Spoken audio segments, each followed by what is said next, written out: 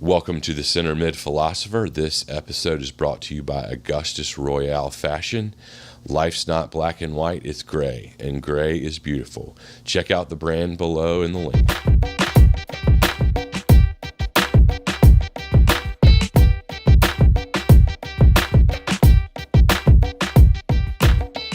All right, ladies and gentlemen, welcome to this week's episode of the Center Mid Philosopher. Have an extremely special guest on, Logan Pause. Best teammate I've ever had in my life. Was a real honor to play alongside him. He was on the full national team when we were teenagers. We played Carolina United together for Elmar Bolowich. Also want to give a shout out to Matt Crawford, Michael Gell, Ryan Levitan, Justin Levi, Philip, list goes on and on and on. So many great players on that team, and it was just a real pleasure to play alongside Logan.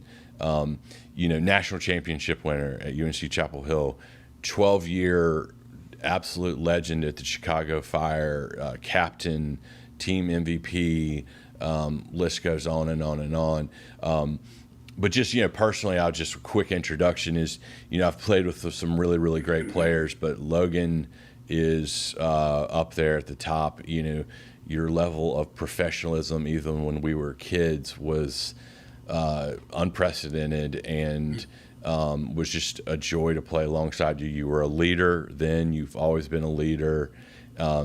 It's funny, you got your hair high and tight, but I always remember you with the bushy, curly-haired, ripping it back of the net. And, you went on to become kind of that traditional number 6 as defensive center mid, but I always remember you as the lethal striker that you were. Whenever we needed a goal, you got one for us. So Logan, thank you so much for joining.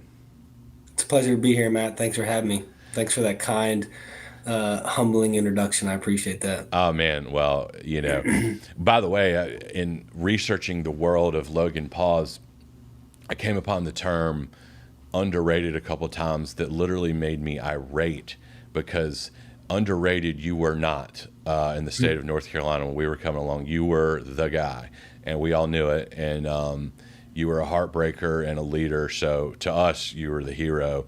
And, but you went on to become a real leader and a legend in the Chicago Fire organization. But let's talk about just a couple of things in the world of soccer right now. How can you not? There's somebody by the name of Leo Messi, I think, that just signed with Inter Miami.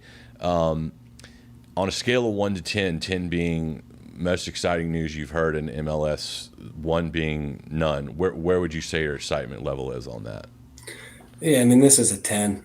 This is just amazing for the league, for where the league is, wrapping up, Qatar 2022, turning and looking at 26 and what the World Cup means on home soil, and having a player of Messi's stature in this country playing domestically in MLS, I think is fantastic. Yeah, it's huge. It's just as big as it can get, and you're already seeing the Messi effect with Instagram followers jumping up into the 3-4 million in 24 hours and ticket sales, and it's really just huge for everyone. And I think the league's got the infrastructure now with the soccer-specific stadiums and the great academy systems, and we're getting an influx of talent from all over the world at young ages. I wonder if what will happen is, I think the thing that I'm most excited about is you're starting to see names like Busquets and Di Maria and Suarez. Even though I know Suarez is a little long in the tooth, but he can still ball, of maybe joining him. I think that would be what makes me the most excited. Yeah, I think, with a player like Messi and Busquets and these, the league MLS is still looking to crack that media deal, that big time media sponsorship that you see in other professional sports here domestically and then also globally. And so, they've got this really creative, innovative partnership with Apple. Mm-hmm. So I think that partnership coupled with Messi, I'm sure they'll do some really cool things moving forward. Yeah, yeah, it could be massive. And I'm also interested too because like, so you were there during the Beckham years. What was that like? I mean, was that how was the how was the morale with players around the league when that happened? You know, because I always hate a little bit that you know you and Eddie and all these guys were and Hesmer were kind of pioneers of the league, and you had these massive income disparities. And were people generally really excited, or were some people being like, it's great, this I could use a $10,000 raise? I mean, how's the sentiment when Beckham was coming along? Yeah, I mean, I can't speak for everybody, but as a competitor, it was awesome, right? I mean, you're at that stage, you're just kind of trying to rub two nickels together, not really even worried about a contract. You're just grateful to play for a living, to be honest with you, or at least that's how I felt. And so, the league had tried, to some level of success, brought foreign players into the league. Early on, they were, you would argue that they were past their prime, bringing guys on the downslope of their career. And the amazing thing about David, about Beckham, was he was in the prime. Yeah, He was in the prime of his career, and so coming over here, and as a competitor, you want to go against the best. And the unique thing about Beckham is he came, he competed, and he won. He yeah, won a lot while he was here, yeah, and so he didn't look to collect a paycheck. He knew. He was getting paid well, but he also knew the responsibility he had. He shouldered a lot for the growth of our league. I mean, when you look at where the league was when he came in and where it's now, it's largely due to Beckham. yeah. And there's all this stuff on Instagram and stuff now about how the Beckham effect in a way is still going, because would we have gotten Messi without Beckham? No, probably. And then he Yeah, turned that $25 million Inter Miami into a $1 billion club now. And I know with Messi, there's some potential ownership structures in there. And I know he's getting the Apple percentage of the Apple deal and the jersey sales. But who knows what he could end up doing with a team maybe down the road. yeah, totally. I mean, I would assume that part of his deal has an ownership clause in it, for a reduced fee, expansion fee, whether that's to buy in at Miami, whether that's the next market that they look into that he's got first right of refusal. But to get a player like Messi, you got to get creative. Oh, yeah. It's not just about the dollars for him. And so I'm sure the league has been creative in the past, and I'm sure they're going to do the same with this deal with Messi. No, that's awesome. Actually, touching on, so I'm interested in your thoughts as a former player. With more teams, what are your thoughts on all the expansion? I mean, I love it, but I was talking to Eddie. I didn't get the impression he loved it as much, because he felt like it's starting to water the talent down a little bit. What are your thoughts on the never-ending expansion? Yeah, I mean, it's a good question. I mean, there's a couple of different levers that need to be kind of thought of and pulled when you think about expansion. If your doors, if it's not an open market and the doors are closed and you're expanding, then you're relying on your domestic talent, and the talent that's in the country. Now, if you expand while also continuing to be creative of salary cap and how teams can spend money, and where they spend money, and yeah, I mean, I think you're seeing more talent come into the league in their prime. Yep.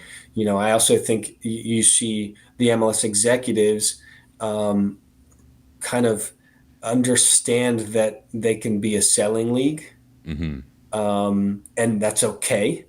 For some time, a lot of their time was spent on being buyers, and But now thinking about selling players, I think it now creates a unique opportunity for young domestic players, young foreign players to come in, spend a couple years in MLS. And, you've seen Almiron come into Atlanta, and, now He's crushing it.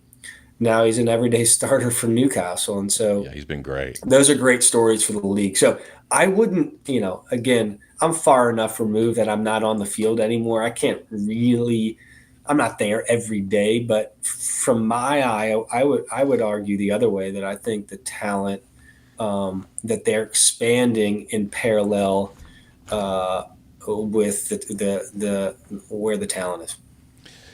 Yeah, that's good. I'm glad to hear that perspective. I mean, here's the other one, the favorite. Not that you're going to answer this one, but promotion relegation. Are we ever going to get there with the MLS, you think? I think it's impossible. I mean, I think when you look at a $500 million expansion fee, Yeah. there's no way that you can sell a group of investors to say there's a chance you could spend $500 million, and within the next year, that investment is like pennies to the dollar, right, Yeah. or even less. I just don't. I just don't think that it's possible, that it's possible. And maybe when you think long, like maybe when I'm long gone, next Yeah. generation, 20, 30, 40 years from now, that there's a different infrastructure. But when you're trying to expand and you're selling franchises for $500 million, I just don't think I don't think you can do it. Would you like to see it? I mean, do you think it would be cool? I love what I love, promotion relegation, and what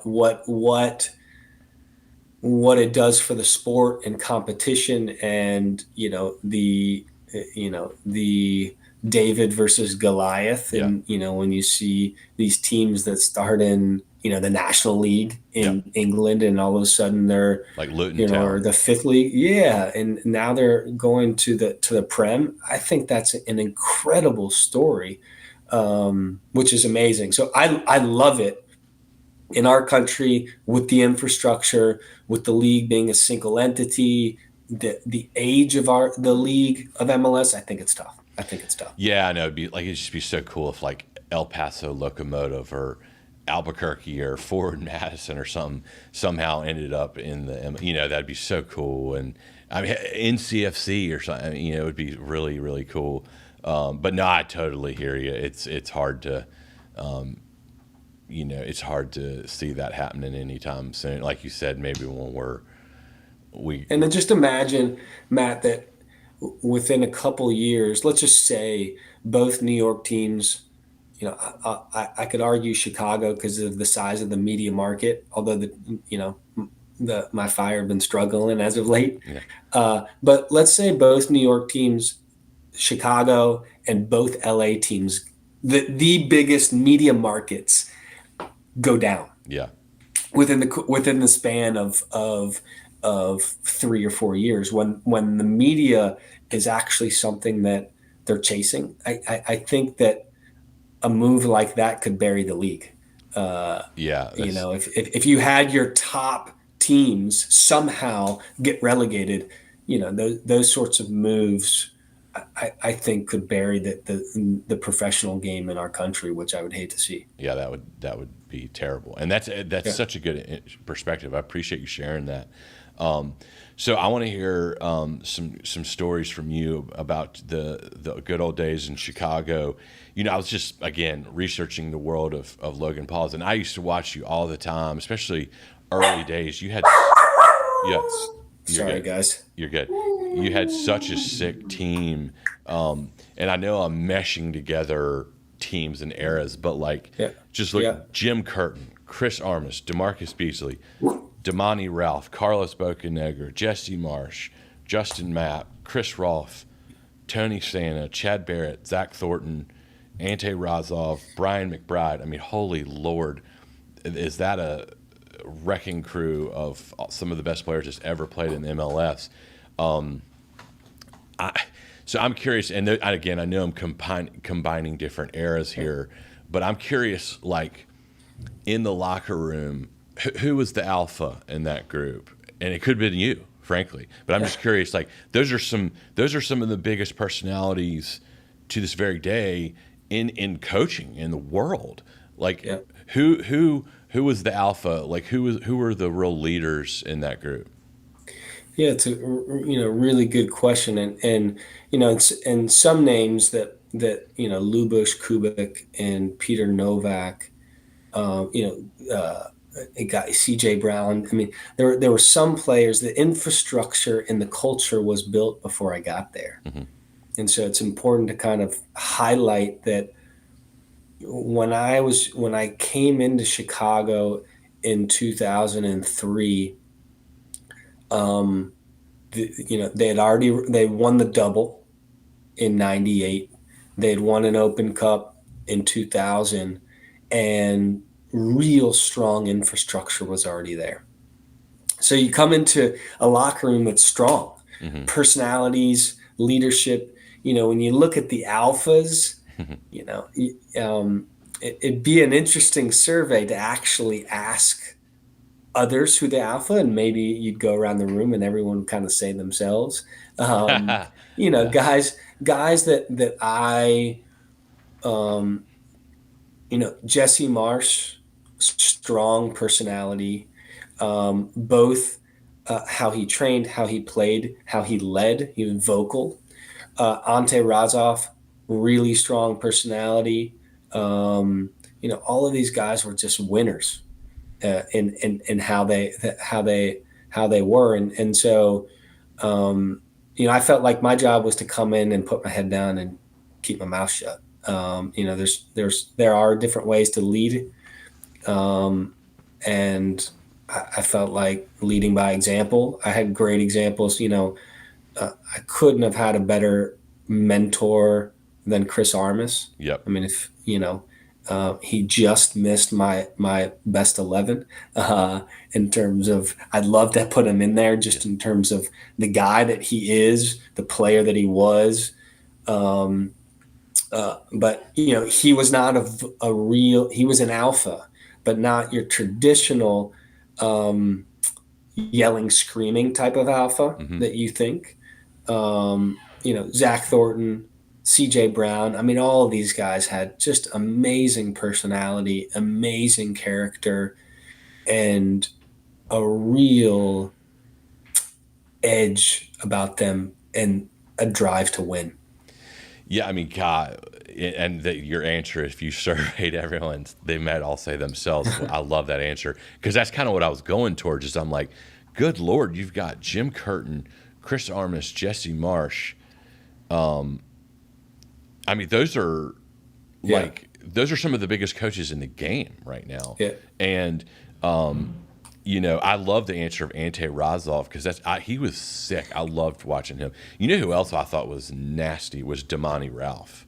yeah, He was so good. yeah. And again, listeners and viewers, I want to just say it was you too, my friend Logan Pause. Not in 2003, but by 2008, 9, 10, you were the leader and the captain. So I think it's just really cool. And I did read somewhere that you kind of cited Chris Armas as probably your most impactful mentor along the way. And I think that's really cool. Like, I'm just curious, like, what were some things you learned from him that you were like, that's how I need to be a leader? Yeah, I mean, those are good questions. I mean, it's tough. You learn a little something from everybody. Hmm. And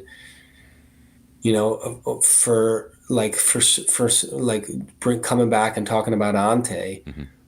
you just learn he just was a killer. Hmm. He just in big moments, in big games, he was a killer. He was a guy you could count on, Hmm. and so you just watch that and observe it. And again, I'm a pretty simple-minded guy, and so I, I, um, I from a very early age, never thought that there was this really secret recipe.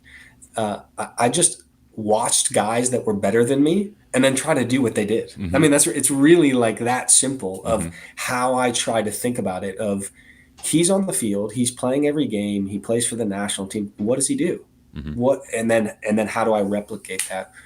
That what Chris, for someone like Chris, his attention to detail, Matt, was incredible.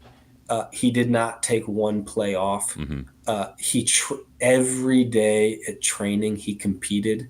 I rarely saw people, if any, that could just show up when the lights turn on Saturday and perform Hmm. without really putting in the work Hmm. in the middle of the week. Right.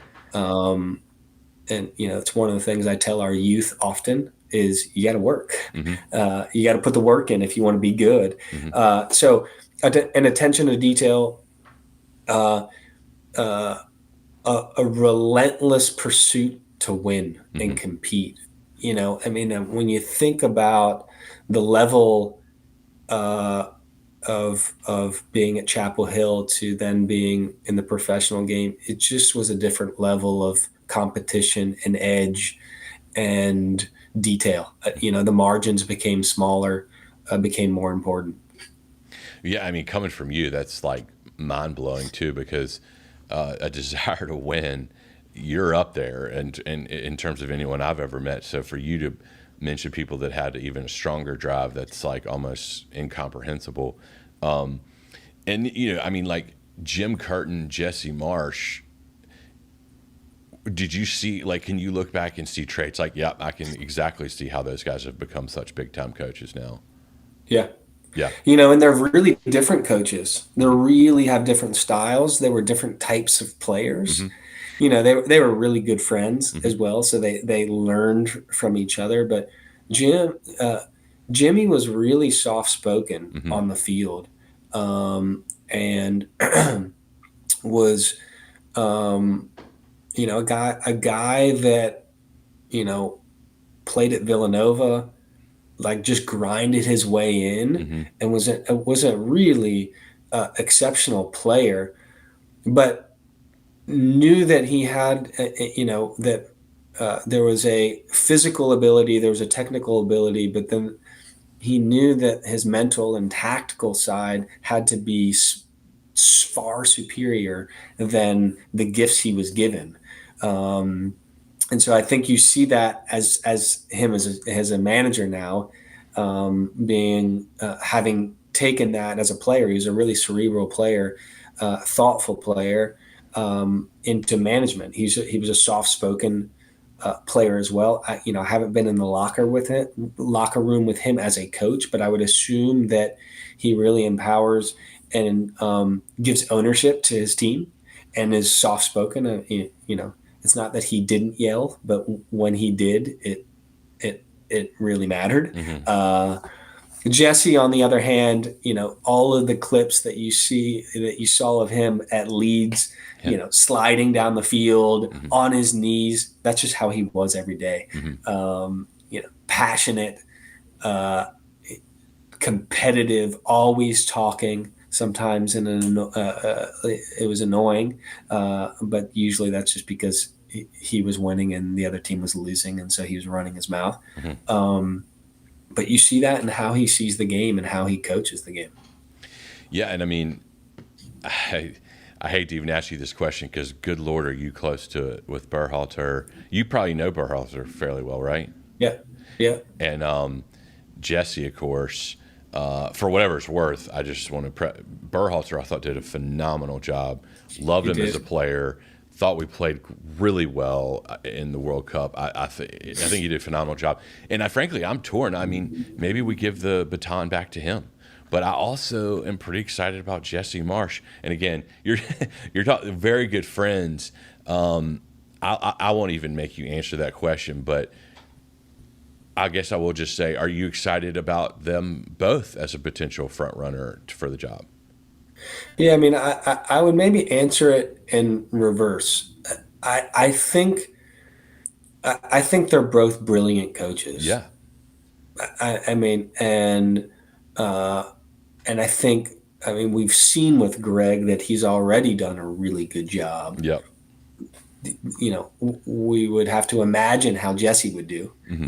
We don't have the data to support that, but I, phenomenal coaches that understand both the domestic game and the global game, which I think is a unique skill set and an important skill set. Hmm. Yeah. But I also believe, there is value in cycles. I'm not suggesting Yeah. that Greg only should have one cycle, but when you see coaches, most coaches in their national team don't go beyond two cycles. Rarely do you see it. That just a new voice, a new perspective, new ideas Hmm. is healthy. So to answer it, I think both. I would be supportive of both of those guys. Uh, Me too. but knowing that different perspective over time is beneficial. Yeah, it's so funny you mentioned that because we were just talking to Rob Lovejoy, and he actually said maybe there's a value in continuity. He wasn't saying that's my vote. He just, and you're saying maybe there, and I'm with you. There aren't a lot of national team coaches anywhere that coach multiple World Cups. I mean, frankly, I can't remember many of those at all. Well, Joachim Low in Germany would probably be, but there's just not a ton of those. So I don't know. I think Marsh has been great, but again, I love Berhalter. And this is the last thing I'll ask of you: like, how would those two be different? You've already touched on that. Marsh would be a lot more vocal, maybe a lot more demonstrative. How's Berhalter different than Marsh? Um, um, I think there's an element, regarding a man management. I know I can probably speak more on Jesse's side because Sure. I know him better. But both understand the importance of the human behind the player, Mm-hmm. and how you motivate and how you get I mean, really, how you get the most out of a player. I think um, it took some time for Greg to understand that coaching a national team is different than a club team. Mm-hmm. Just the time with the players, the ideas that you're trying to implement, like you're not on the field every day. Right. You once a quarter get 4 days or 2 weeks or some finite amount of time to implement ideas. And so, I think Jesse, having been Bob Bradley's assistant through a World Cup cycle prior, will bring already what it means in the understanding of coaching a national team. Mm-hmm. Um, I think similar ideas of the game, both very tactical, uh, tactically smart, innovative. I think Jesse would probably be more well known for his counter pressing Mm-hmm. and the Red Bull way, Sure. which is high pace counter pressing. And you saw that with Greg doing a lot of high pressing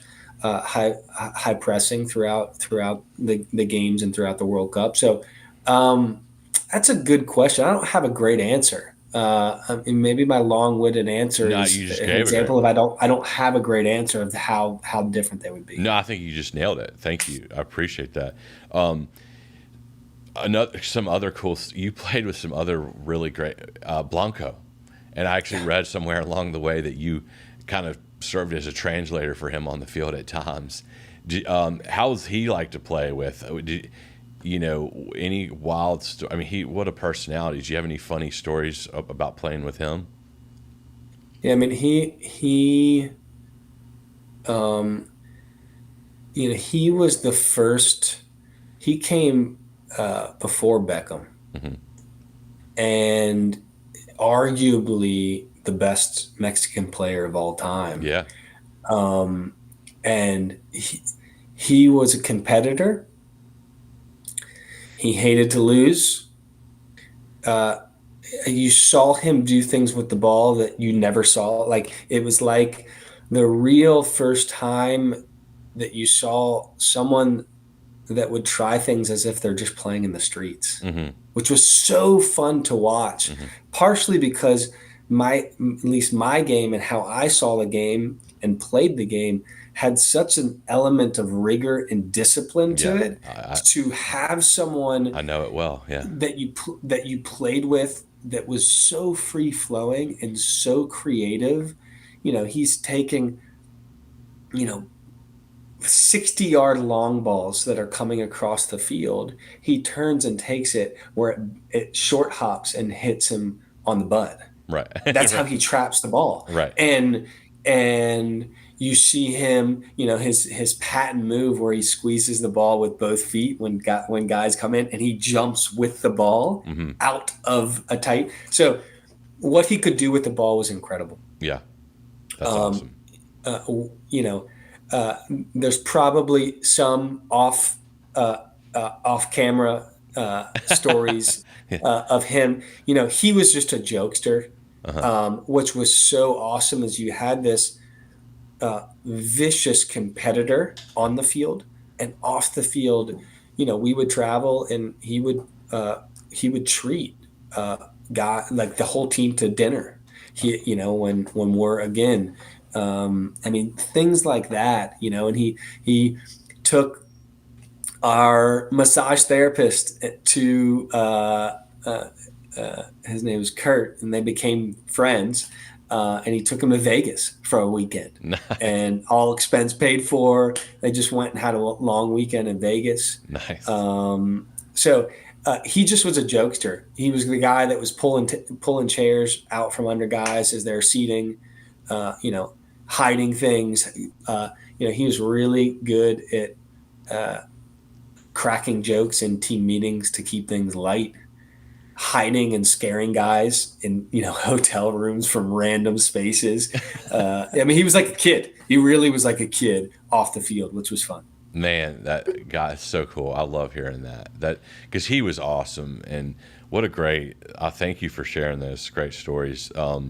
That makes me love him that much more. And he was great. He played really well. Like again, maybe not prime, but like he was balling there. I mean, I thought he was still Yeah, great. he was great. He was great for us. And again, whether it was in his prime or, but he did not come and, sometimes when you get these big money players, you question, are you coming for a paycheck? Yeah, And he was not that. yeah, that's so great. I love hearing And that. so, yeah. And as an American fan, he was a guy that you hated Yeah, growing up, yeah, right? Like you respected his game, but the U.S. Mexico rivalry. But then, like so many guys, when you get them in the locker room, it's just another dude. And that's so, awesome. yeah, he was a really good guy. Man, that's everything and more I could have expected from Yeah, Blanco stories.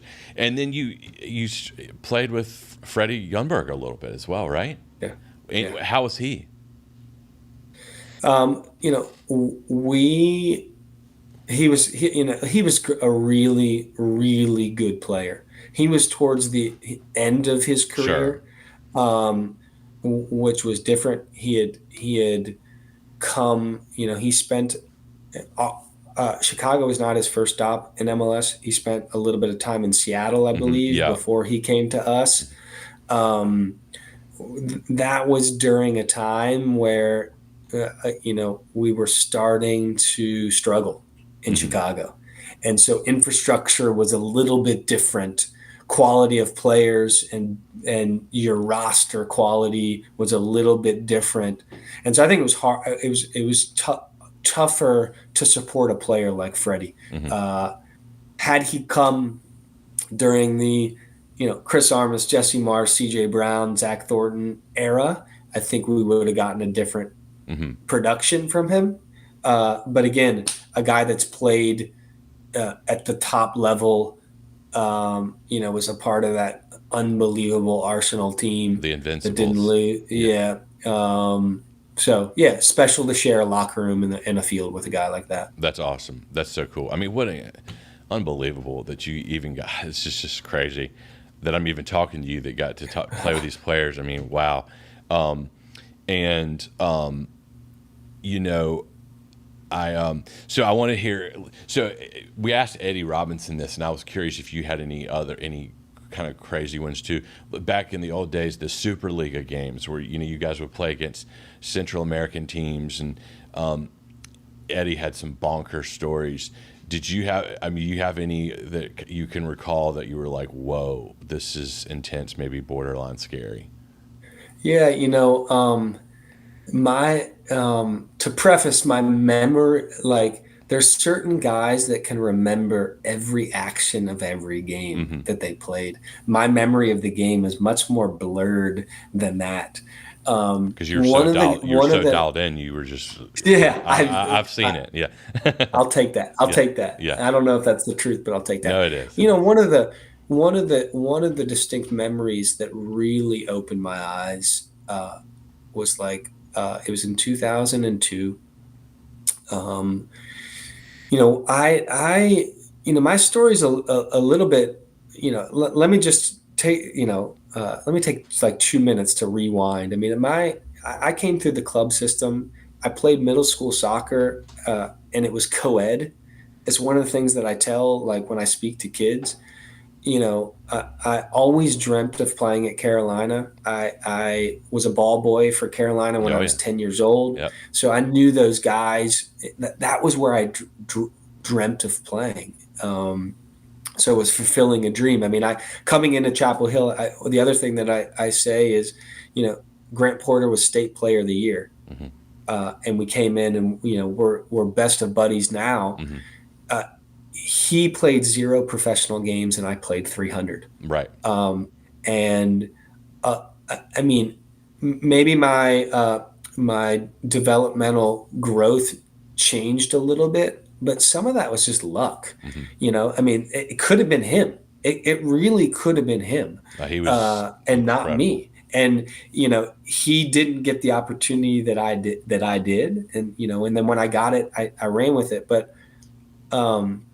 so to fast forward, I was a part of the Olympic team while I'd just gotten pulled into a national team camp, an Olympic team national team camp, and after that did well. After the fall of 2002, after the fall of 2002, we had the opportunity to leave, sign a pro contract. Our Olympic team coach, I'm going to get to your story, trust me. No, no, it's good. Our Olympic team coach, Glenn Mooch-Meyernick, who has Yeah. since passed away, Yeah. said to the guys, if you want to have a chance to make the Olympic team, you got to be a pro. So, was offered a $24,000 semi-guaranteed Project 40 contract, which, at that age, the idea of playing professional was just amazing. Drafted by the Fire. But that year, so now it's 2003, not 2002. 2003, we had qualifiers for Athens. Wow. And so the way that it worked was it was 2 groups of 4, top 2 teams in each group cross over. So 1 plays 2, 2 plays 1. And you have to win the semifinal in order to get to the Olympics. We win our group. The qualifiers were in Guadalajara, Mexico. Oh, wow. Wow. We win our group. Mexico gets second in their group based on goal differential. So we end up having to play Mexico in Jalisco Stadium in Guadalajara. Wow. And I'll never forget, the armed soldiers and guards, that were outside of our locker room and outside of the tunnel, and coming out onto the field, whatever it was, 45, 50,000 people, shout, this was not too long after 9/11. Mm. And so 50,000 people shouting Osama, Wow. which Wow. was sad, disheartening. Um, Also, the first time that your eyes were really open and they're like, "Oh my gosh, this is more than just a game Yeah. in these parts of the world." And so, I we ended up getting rolled up 4-0 in that semifinal game and not making Athens, which is a whole different thing. But that was the first. When you talk about like reflecting on times of like the first time stepping into a hostile stadium uh, with supporters or fans that were pretty vicious. So yeah, that would be the story that comes out of like, That's pretty harrowing. oh, this is real. This is real. Wow. That is intense. I mean, man. And then one last thing before we jump into our fun rapid fire question is, again, in my research of all the world of Logan Pause, I happened upon a video somewhere of Chris Rolfe, who, by the way, I loved Chris Rolfe. He was an awesome player, and I'd love to get him on if he's ever listening, because I thought he was a great player. And it sounds like you guys are pretty good buds. Yeah. But he was telling this story about, and I don't want to tell it for you, but about how you broke your ribs really bad one time, so bad that you couldn't even fly home, so that you guys rented a van and drove home. What happened? Can you kind of tell that story? Yeah, we were in Philadelphia. Um, I had I got kneed in the back on a corner kick and got a pneumothorax, so a broken rib and a punctured lung. Oh my And so God. they the doctor said you can't fly because of the altitude Oh my God. with your lung, and I don't want it to collapse. And so Jeez. our trainer Bo Leonard was like, let's just, maybe we can rent a car. And so, I'll never forget. So, Rolfie raised his hand and was like, I'm in. Two of the coaches, Frank Klopas, who's Yeah. the current coach of the Fire, Yeah. Mike Makovich, who anyone that's been around the game for a long time, he's a Chicago Magic legend. In terms of he's been around the Chicago soccer scene for a long time. So the five of us piled into a van and started the drive. And I never forget. They took turns driving through the night, and we're driving from Philadelphia to Chicago, and I never forget how much pain I was in on that drive because I was laughing so hard of the jokes and the banter. And by the morning people are losing their mind because they're so tired, and the stuff that they're saying. So yeah, that was when that is a memory that Rolfie brings up often in terms of what a fun time that was. But yeah, the times are a little bit different where you don't oftentimes see guys jump in a 14-hour or 12-hour car ride just to get back. Yeah, I remember him saying that too. He was like, he was in so much pain because we kept making him laugh. Yeah. Oh man, what a story! That's awesome. Well, yeah, I mean, all of those players you played with. I mean, Chris Rolfe, Justin Mapp, Damani Ralph, Razov. I was such a fan of that team, and I watched you guys all the time. Well, that's so great. Thank you for sharing this. All right, we're gonna dive into the rapid fire. Let's If do that's it. cool with you. Let's do it. Let's do it. All right, the favorite, Messi or Ronaldo? Who you got? Messi. Right on. Yeah, I mean, I should probably have, all of this is just opinions, right? Sure. Like not, and so There's no right or wrong. how I played the game is how I see the game, and how I see the game, and when we get into our 11, you'll see some of my kind of out of the box type of, and so yeah, just being a team guy, Hmm. I am more naturally gravitate towards those guys that are more team guys. That's right. Not suggesting that I don't know either of them. Sure. They could be the best team guys, but yeah, if I'm if I'm picking my first draft pick out of those two is Messi. And that's you can't go wrong. Yeah. Messi or Maradona? Whew. Um, my head wants to say Messi.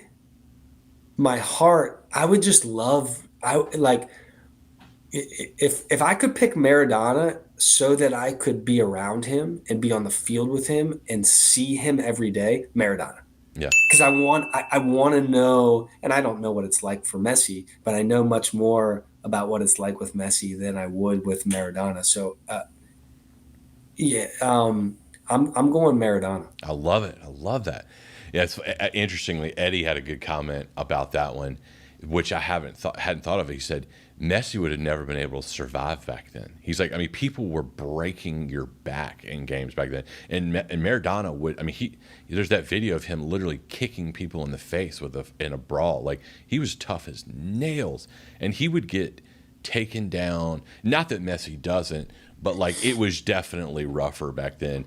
Again, the head answer is probably Messi, but the heart for me with Maradona, it was like that was when we were 10 years old, 90 World Cup. I was like, that dude, like, Yeah, deal me in. I'm going with that yeah, guy. He was like Mick Jagger.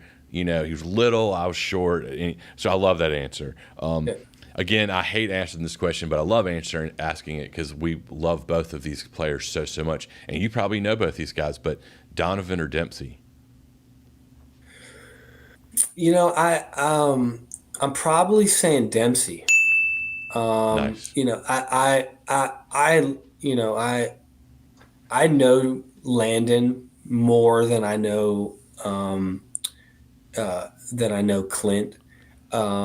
Landon Landon was the face of U.S. soccer Hmm. forever.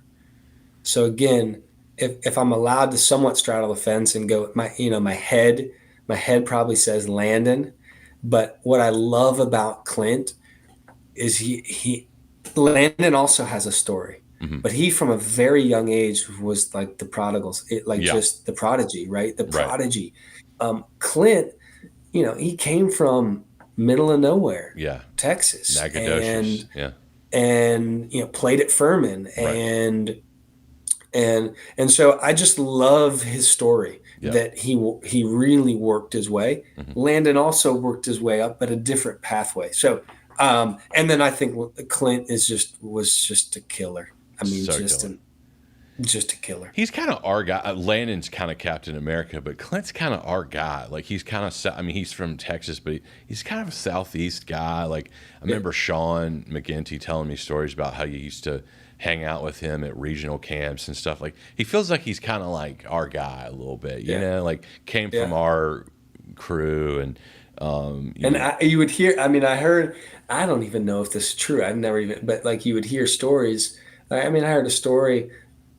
Uh, so Clint, if you're watching, you could confirm this. That at Furman, that like there was a game that he was either he megged or he double megged a guy, and just flicked the ball up to himself and caught it in his hand and just punted it as far as he could, where he basically was like playing in the street, yeah, which again like he's like, I don't play no more. um, I don't got to play no yeah, more. that's right. That's Yeah. right. So, yeah, I just love his path. Nice. Favorite player of all time? Paul Scholes. Oh, love that answer. The Ginger Prince. I love it. Uh, and actually, and two, like, real quickly, like, how much soccer are you getting to watch these days? And what do you watch? Do you try to watch MLS a lot? Do you watch EPL? Do you watch, and if so, like, who's your team? Do you have a favorite team aside from the It's Chicago good. Fire? No, that's a good question. I mean, I've got three young kids. I got three young girls. Um, so the TV is on rarely. Hmm. Sports is even on more rarely. Yeah, So I'm in a season where I live off highlights. sure. Big games, when the World Cup's happening, when, I do tomorrow, all at 2 o'clock, I will either go somewhere or bunker down and watch that Champions League final. Sure. So yes, I still love the game, domestic and abroad. I still got a lot of guys that are in the game in the MLS. So I try to follow as much as I can, whether they're coaches or players or in management or GMs. My favorite team, I've always been attracted to coaches. Yeah. It's just how I've seen the game and so I've always, more than the badge, I've always I just loved Alex Ferguson, Yeah, me and too. I love Jurgen Klopp and these Yeah. these managers of how they can work at the absolute top, but they are also they are both incredible tactical minds, but also leaders. Now, every coach is a leader by default, but there's definitely people that you're different in how you lead people. So yeah, I'll straddle a fence on that a little bit my most of where I gravitate towards to the manager. That's cool. That's a great answer. Who's your favorite center mid of all time? Paul Scholes. Love it. Love it. That he's up there for me. I mean, I'll give you. I'll give you Zidane. Sure. If you want a different name. No, I love it. Who's the best player you ever played with or against? I played against Cristiano when he was with his youth with Portugal, against Portugal. Now again that's a topper. Yeah, it's hard to argue that. I mean, that's unbelievable. You're the top on that one. Lovejoy did just say he got to play with Messi actually in there was they happened to be in Houston and they needed a couple extra bodies, and Lovejoy happened to be around, and Di Maria and Sergio Aguero and Messi, and he was like, I'll play, and so he got to play with them, which is pretty unbelievable. That's awesome. But yeah, all right, so now's the time. Who's your perfect 11? Any era team combined? Yeah, here we go. Let's do it. Peter Schmeichel in goal. Love it. Across the back, Maldini, Eddie Pope. Yes, love it. Carlos Puyol and Cafu. Nice. I'd like to probably pull Beckenbauer in there, but Eddie, coming from North Carolina, he's our guy. I think what he did at Chapel Hill, and then I think what he did for our national team, and for what he did at DC United, could be one of the most important players, I think, in our sport, in our country. Absolutely. So Eddie's in there. The three in the middle, Paul Scholes. Paul Scholes was just, I loved him as a player and how he played, and he could do everything. So the three in the middle, probably Scholes, Zidane, and George Best. Love it. I'm trying to think, not just again, some of this is just how the players that I watched and how I saw the game. And then the three up top would be Marco Van Basten, nice, Messi, and Thierry Henry. Oh, that's such a killer lineup. I love it. So a little bit different, in terms great. of some of those. But when I look back at the guys that I watched coming up, and even before, I mean, there's a couple, with George Best was pre my era, but some say he's the best of all time. Those guys. The fifth Beatle. I love the Van Basten call. That's a killer one. And Yeah. I'll give you another compliment. Paul Scholes. I would argue that if I could compare you to any player, it would probably be Paul Scholes, as a matter of fact. Huh. Interestingly, though, back in the day, I would have said you were more of a killer striker. But watching you professionally, you definitely were kind of a Paul Scholes-esque figure, because you could still put on that hat and put it in the back of the net with the best of them. You still had that striker mentality, but you became that great, basically multifaceted, all-purpose center mid that still had that explosive speed, and you could rip it. And you like Scholes never made a mistake, and I don't think I've ever seen you made a mistake ever. So. You didn't watch enough games there, No, I did, man. I watched a lot. Well, hey, man, thank you so much. Like, this surpassed my wildest expectations, and I'm just beyond honored and flattered and appreciative that you could give me some of your time, and just so happy for all the success that you had. And I'm sure you don't even remember this story, but I saw you on campus at Chapel Hill right after you guys had just won the national championship, and I remember bumping into you in between classes, and I was like, so what are you going to do? And you're like, I think I'm going to go for it. And I was like, dude, that's awesome. And we were talking about it back then. It was like the league was still like, is this thing going to make it? And you kind of had this like, I'm going to go for it. And I was like, dude, do it. It sounds awesome. I'm rooting for you. And here we are 20 years later, and talking about you playing with Cristiano Ronaldo and Blanco and Freddie Ljungberg, and so it worked out, and I'm so happy for you. Yeah, I appreciate you saying that. I have to at least say, again, none of these things happen in isolation or by themselves. Again, I describe myself as the tip of the iceberg of good. No. No. That's I just a just lie. was in the right place at the right time. I stayed healthy for a long time. I didn't take too much money from the fire, so I was never real. A lot of things worked out, and there's a lot of players that don't go on to make it. Grant Porter being one of them. These guys that were as talented as I were, that just didn't get a chance. And so, yeah, amazing memories all the way back to where we shared the field. I think we were the best team to never win a thing. Boy, were we? Yeah. Yeah, we never won any tournament, anything. And then, the memories and the friendships from teammates at Chapel Hill. And, again, that's why they call it the beautiful game, right?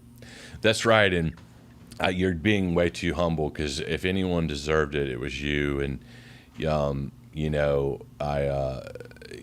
are right, though. There were some people at their peak, like Keith Rice and Greg Berhalter at their peak, and Wisdo almost were unmatchable, right. But the injuries and, like poor Yep. Wiz, it's tough.